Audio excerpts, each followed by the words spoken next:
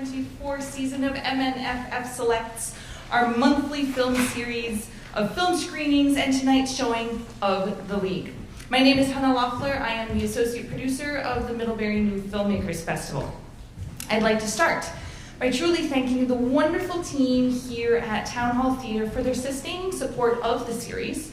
And thanks also to our fabulous sponsors whose support is fundamental to our success.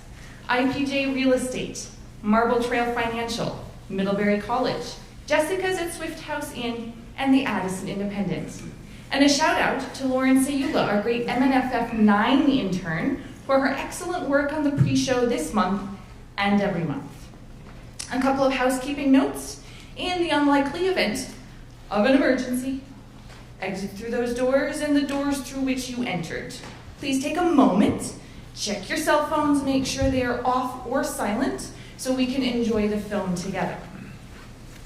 Our MNFF Selects theme this season is Great Stories Well Told. And the 8 films we are presenting all offer memorable stories that are conveyed in truly distinctive ways. From an epic World War II era love story last month, to the cultural power of Negro League baseball tonight, to an American spy who felt morally compelled to share US nuclear secrets with the Soviets, to the early days of the seminal rock band the Rolling Stones, to the underground network of abortion providers in the pre-Roe era in Chicago. All of the MNFF Selects films combine illumination and entertainment. We are so fortunate this evening to have with us 2 outstanding members of the Middlebury College community, Karl Lindholm, Assistant Professor of American Studies and an acclaimed scholar on Negro League baseball. Karl is back in the classroom this fall, teaching a course on the Negro Leagues called Segregation in America, Baseball and Race. Karl has also been writing a bi-weekly column, sports mostly, for the Addison Independent since 1998. Also here is Bill Hart, Emeritus Professor of History, co-founder of the Twilight Project, an esteemed author of several books and publications on the Black and Native American experience in America, and an on-camera spokesperson and advisor to a number of documentary films. Bill is also an MNFF board member. Karl and Bill, please stand and accept a well-deserved round of applause.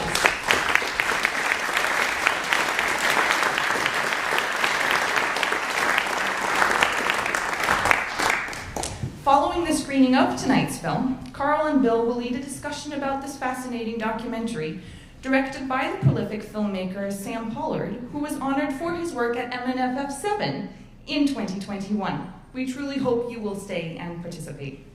Coming up in the months ahead, on Thursday, December 21st at 7 p.m., we will present the terrific music documentary Immediate Family, the warm and winning story of the incredible backup musicians who helped create the singer-songwriter sound of the late 60s and 70s for standout performers like James Taylor, Carole King, and Jackson Browne. Back by popular demand. Having sold out at MNFF 9 this past summer, Immediate Family will put you in the Christmas spirit without a doubt.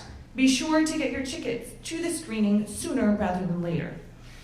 And on Sunday, January 7 at 2 p.m., join us for a screening of A Compassionate Spy, director Steve James's remarkable new documentary about Manhattan Project scientist Ted Hall, who was a colleague of Robert Oppenheimer and shared classified nuclear secrets with the Soviet Union. Thank you so much for coming out to the movies at MNFF Selects. We really appreciate it. And now, please sit back, relax, and enjoy The League and the discussion after the film.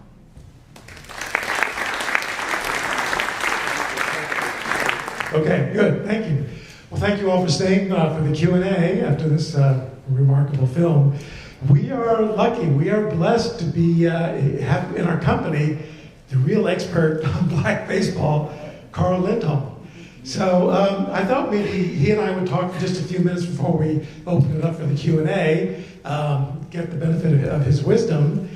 And so, Karl, I'd like to ask, since your knowledge of Black baseball is so deep, what 1 or 2 things did you learn from this film? You have to understand, I did get very interested in baseball, the Negro Leagues and Black baseball, because I came to Vermont and I said, what does nobody else know in Vermont anything about? And then I said, well, I might be able to find a spot here. And just very quick, I was a baseball-obsessed kid in the 1950s, living in Maine. I knew everything there was to know about baseball. I used to show up for people. And I was a Red Sox fan, and I was fascinated by the Jackie Robinson story for the Dodgers. And I said, boy, I hope the Red Sox someday will find a player good enough to play for them who's black.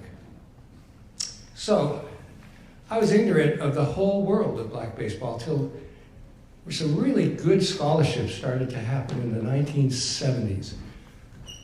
An academic on sabbatical researched a book that came out called Only the Ball Was White in 1971. It was seminal.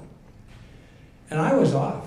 I mean, this was a whole, one writer has called it an Atlantis of black baseball. And for a white person, it was a hidden world. And you watch a movie like this, which is an hour and a half, and it just scratches the surface. I mean, the integration story has so many chapters, and it goes so deep. I find myself, Jackie Robinson is unalloyed. He's an impeccable American hero. If you watch the Ken Burns series in the early 1990s, Ken Burns just was absorbed by the Jackie Robinson story. He said at one point that he thought the people who had the greatest impact in the U.S. was Jefferson, Lincoln, and Jackie Robinson. What an agent of change. And every April 15th is Jackie Robinson Day in the Major Leagues. Every player wears number 42. The number has been retired for all teams.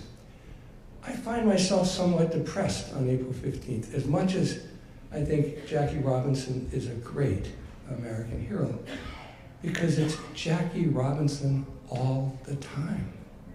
There's none of this other history. There are 41 Negro League figures in the Baseball Hall of Fame.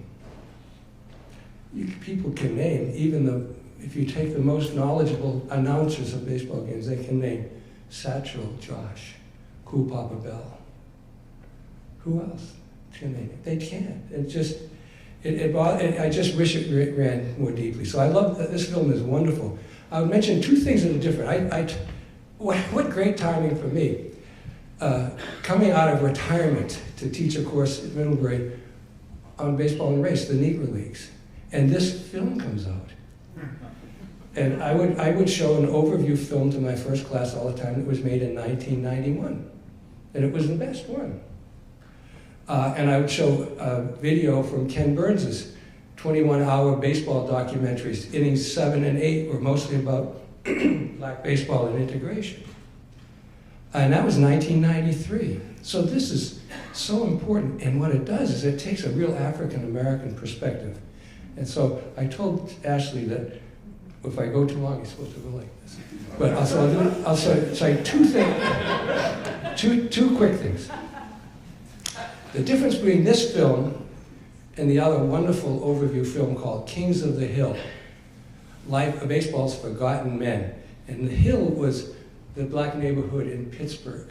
So it really kind of focuses on that 30s chapter when Gus Greenlee had the Pittsburgh Crawfords and Cumberland Posey had the Homestead Grays. They were the Yankees and Dodgers of that period. Only lasted 3 years. And what's interesting about that is that Cumberland Posey is in the Hall of Fame. Remember his background from the film? Yeah. Gus Greenlee is not.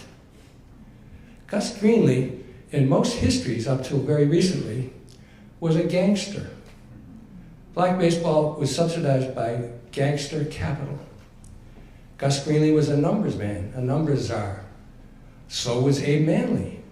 So was Alejandro Pompey, the Cuban numbers guy in Brooklyn, and then he went to, I forget what his next destination was. Most of the owners had this connection to an illegal enterprise that now, of course, is quite commonplace and popular. So This film calls him an entrepreneur and celebrates his civic mindedness. I showed my class Ken Burns' treatment of the Jackie Robinson integration story.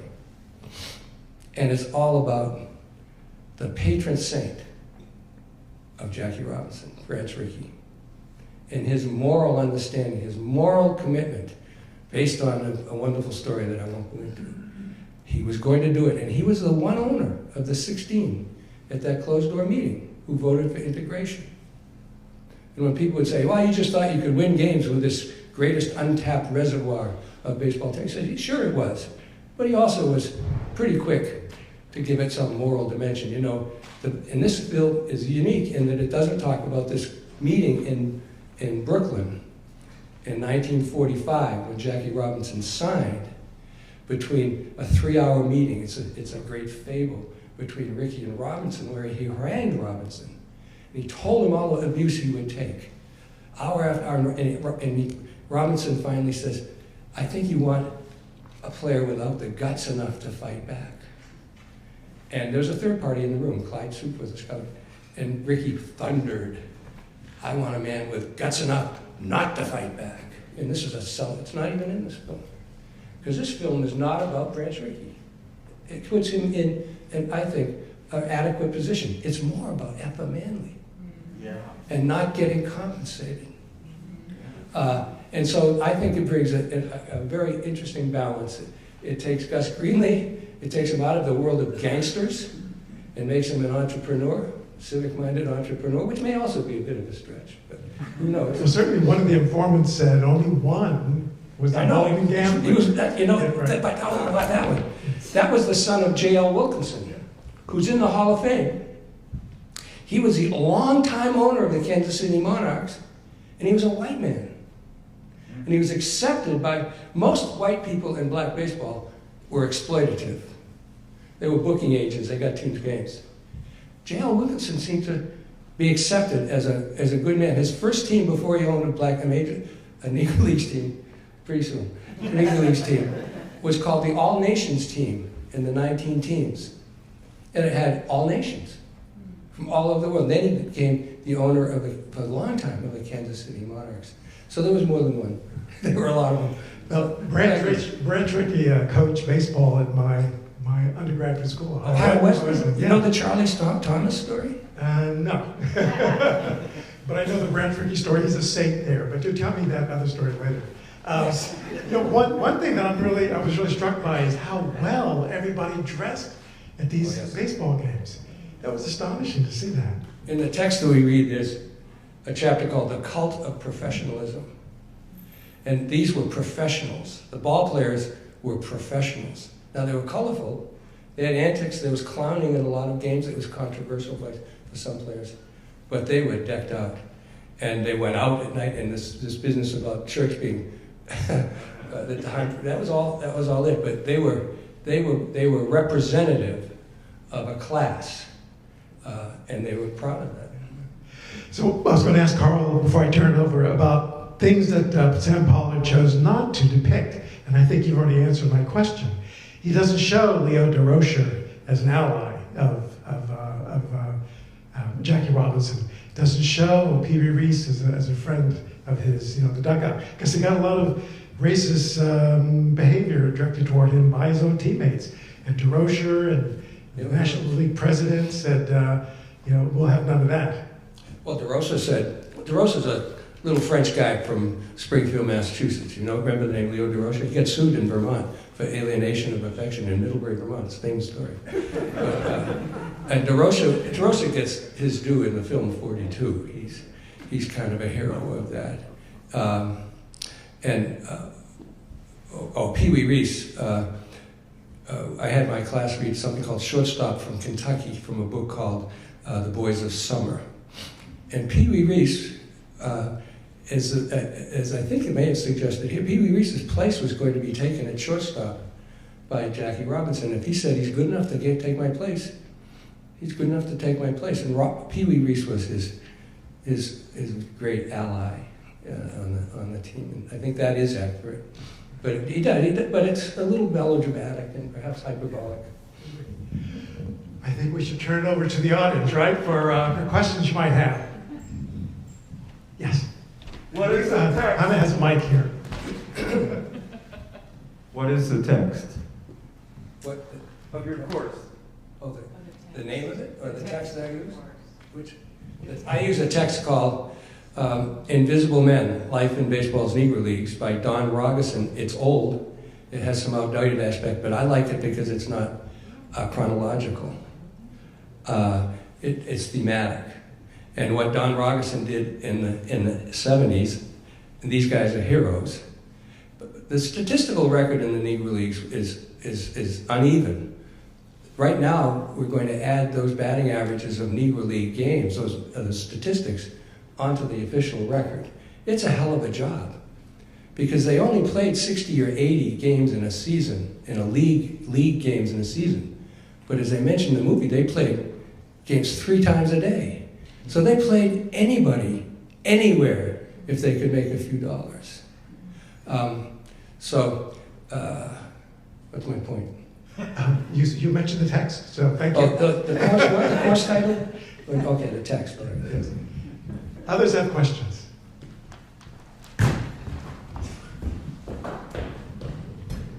Well, follow up on the idea of the barnstorming and all those games.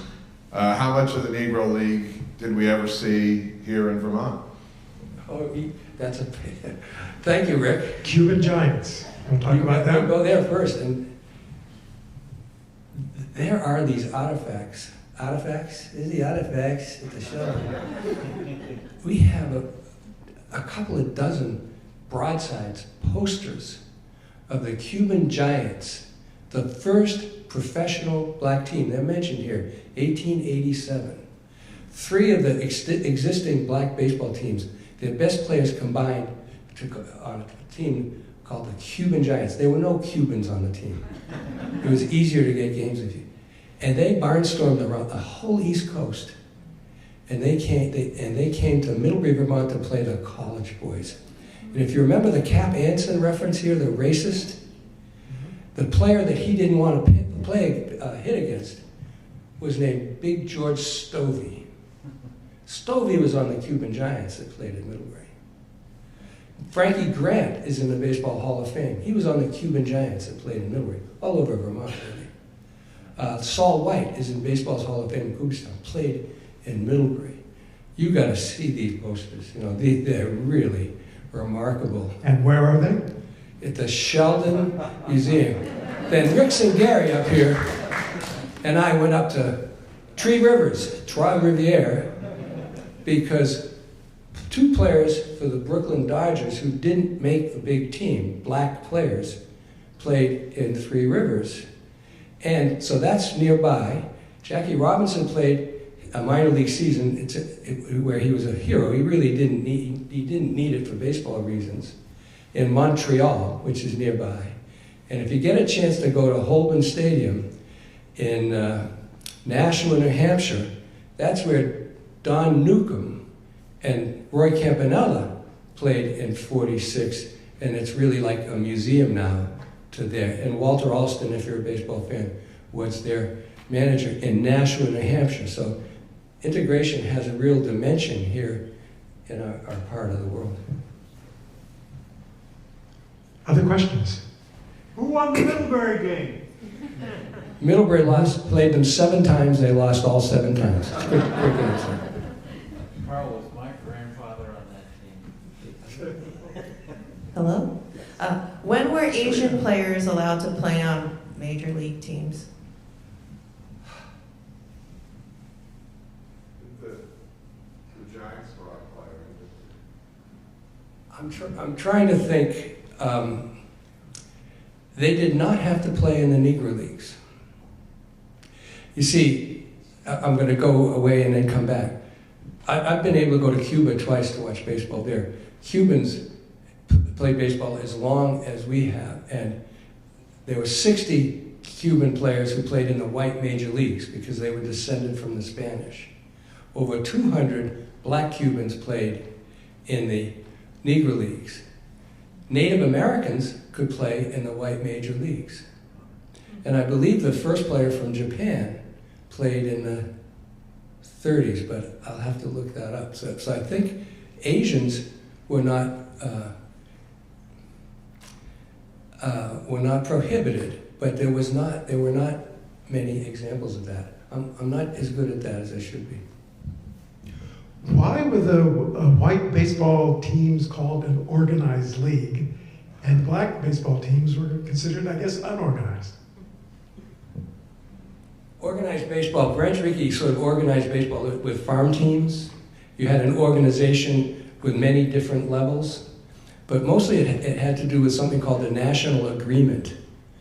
And the National Agreement really came up in the late 1800s, where teams agreed not to poach players from other teams if they did. And we had a great league from 1900 to 1906 here in Vermont, the first Northern League. It was called an outlaw league. And it was an outlaw league, it's an independent league, and players would come from other teams and play for more than one team. Satchel Paige never honored a contract in his life. He played for 10 teams at a time, and he made a lot of money doing that. He was really a unique figure. So organized baseball, I think, was organized on the basis of both its structure and also this national agreement where teams agreed that players under contract would be not signed by other teams on the national agreement.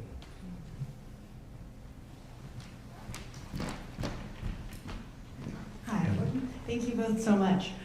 So I was thinking a little bit about the role of sports today in racial equality and thinking about the movement of kneeling during the national anthem that we see in football.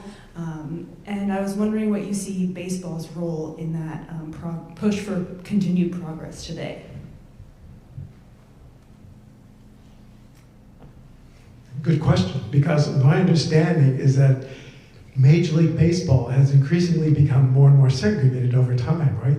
They've been losing black players over the last 20 years or so to other sports. So perhaps another recruitment effort needs to be made in order to swell the ranks of a lot of Latino players, but not as many black American players in the major leagues. So I'm not sure what role that can play now in terms of racial justice, racial healing. Black athletes are being paid more in other sports, and that's why they're going there? No, they get most in baseball. Mainly in baseball? In basketball. And baseball careers are longer. There's 7% of the major leaguers are African American. It's not black with a capital B. It's cultural. The Negro Leagues were, as wonderful Larry Lester says, from chalk to charcoal, and many different, nationalities. Any person with dark skin was in the Negro Leagues. It was all about skin color. So almost 50% of the major leagues are players who could not have played in the white major leagues during segregation. David Ortiz is not an African American, and so many others are in the same situation. So the crisis is black kids don't want to play baseball, and that's a pretty interesting topic. There are many different ways. There are many different attempts to address that. There are many different reasons, and I won't go into them. But one is that there are no scholarships for black baseball in college, and basketball and football are pretty fertile areas for that. I was wondering if the museum in Cooperstown has a representation of the Negro League. Did you know? Has a what? Would have representation of the Negro League. Absolutely. It has a whole wing now. And it has a really good library. The Bart Giamatti Research Center is really now a good, they have real librarians, not just baseball fans, So I think if you went there, you'd be quite satisfied that that effort is being made. But you should go to Kansas City, where the Negro League Museum is. And it's right next door to the Jazz Museum in the old black neighborhood in Kansas City. So I wanted to take my class on a field trip, but the college wouldn't fund it. Karl, this film reminds me of a conversation I had with a taxi driver, a black taxi driver in DC back in, I think, the mid-'80s when Jesse Jackson was running for president, right? And we started talking about his life and the taxi driver's life in DC where he grew up. And he suddenly said, integration ruined everything. Integration ruined everything. I said, what do you mean by that? He said, took away all of our black bars, our black clubs, black music sites, black baseball teams, anything black, integration then just removed and has ruined our lives. Now, you can argue that his life didn't improve with integration, and those of us who remember segregation don't have very fond memories of that period. Should we see this period of black baseball as a heyday of black life and black culture? Yes. See, Buck, the contrast is with players was, and it's really well dramatized in the play Fences by August Wilson, which we read. And he was, and Troy Maxson, the main character in that, was a great home run hitter, second best to Josh Gibson. He's a fictional figure, and he's really, August Wilson says it shows the effect of the deprivation of opportunity in this character. And he's an angry man. And he said it never should have been no too early. Now the contrast to that is Buck O'Neill, who you meet here. And I think it's a defiant thing that he says. His biography is called Right on Time. He says, I wasn't born too early. He never played in the Major Leagues. He coached in the Major Leagues. But he said, I wasn't born too early. I was born right on time. I had a great life. I saw a lot of different parts of the world. I made friends. I played a game. I had a great life. Don't feel sorry for me. So I think that's the contrast, this issue of, and Gerald Early, one of the scholars here, says, why would anyone want to integrate into a burning house? So that's been a tension throughout. And I have to deal with students who want to say, isn't it too bad the Negro Leagues were ruined when a handful of black players were signed to play in white Major League Baseball? I say, well, yeah, it's too bad, but, so that's the main tension in the whole discussion. As the historian of, I don't remember his name, he's a big fan of Affy. He's a museum curator or baseball historian. He said integration was morally right, socially right, and everything else, but it came at a cost. Oh, I think that's in the movie. Yes, he says that. So that to me was powerful. Was that Gerald Early? It could be. He's very wise on this. It could also be this guy who's one of my best friends in this game is Jim Overmeyer, the white fellow who talked about Effa Manley. He's her biographer. Can I do her background? Would that make Sure. Effa Manley, you could argue, was a white person passing for black. The best judgment about Effa Manley is that she had 2 white parents. She married 4 times to 4 black men. She was living in a family with her mother, who was white, and her stepfather, who was black. And she had 3 black siblings. And Overmeyer, Effa Manley's mother, told Effa that she was the result of an affair she had with a white man. Well, but Effa chose to live as a black woman. So it makes a very interesting discussion about social, race as a social construct. She lived, in truth, she didn't mind riding with in the white trains, cars in the train driving, going up to New York, and she shopped in some stores, but she was, the reason she's in the Hall of Fame is for her civic actions. So she had a no lynching day game, and then an NAACP game, and she was and that's why she's in the Hall of Fame. And reminds me of one other thing Pollard did not cover, and that is the segregated accommodations that Jackie Robinson and others had to deal with the first few years in the major leagues. Over time, hotels and restaurants became integrated, but early on, they had to find separate accommodations. They traveled to St. Louis, Baltimore, cities like that. Can you imagine integrating the Southern Association in 1953, minor leagues? I mean, integration didn't, people are inclined to think, oh, it's 47, Jackie Robinson. It took 3 decades to integrate baseball, and some would argue still there are problems. But can you imagine integrating the minor leagues in the Deep South? Kurt Flood has a wonderful book on that, you know. So integration is complicated, and it was torturous. But you go watch April 15th next year, you'll be like, wow, here it is. You know, Jackie Robinson, and then it's all roses after that. We can take 1 or 2 more questions. I'll be quiet. You can take about 5.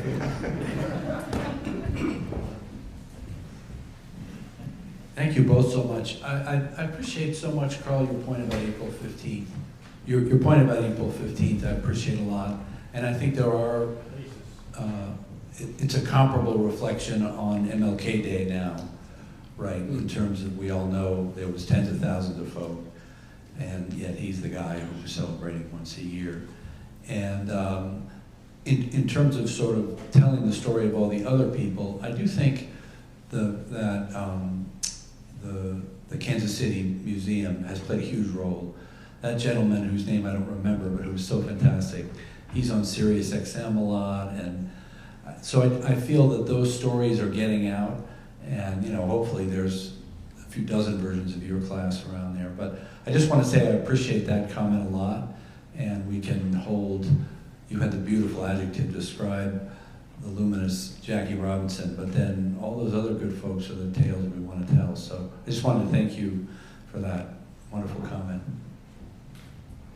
Martin Luther King openly acknowledged the importance of Jackie Robinson, who always added Roy Campanella and Lou others.